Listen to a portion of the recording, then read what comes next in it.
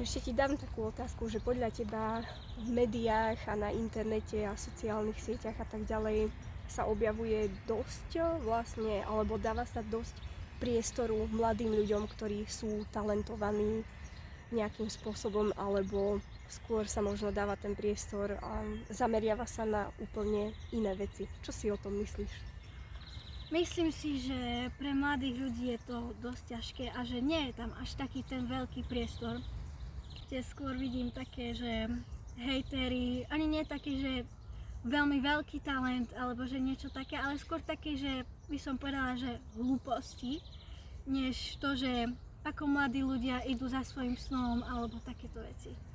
Čiže nie je tam vlastne, alebo skôr by som povedala, že málo vecí, čo už by motivovalo proste tých mladých ľudí, ako sa aj my tu rozprávame s dievčatami, ktoré napríklad pozbudzujú aj ostatných mladých ľudí, aby išli napríklad študovať, ale proste ten mediálny priestor sa dáva naozaj takým ľuďom, ktorí veľmi tú mládež neovplyvňujú úplne správnym smerom.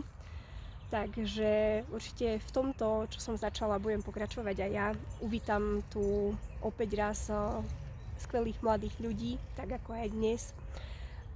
Som veľmi vďačná aj tejto slečne, že prišla nám porozprávať aspoň kúsok o sebe, že sa nebala, nehambila sa. A ja verím tomu, že aj jej priebojnosťou sa určite dostane niekam veľmi ďaleko a jej to veľmi želám. A vlastne nikdy neviete aj, že kto vás objaví aj na základe takéhoto videa.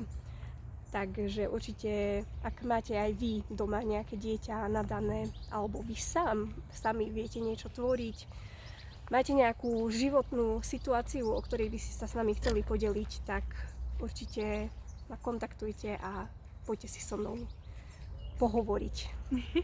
Súhlasíš? Áno, súhlasím určite.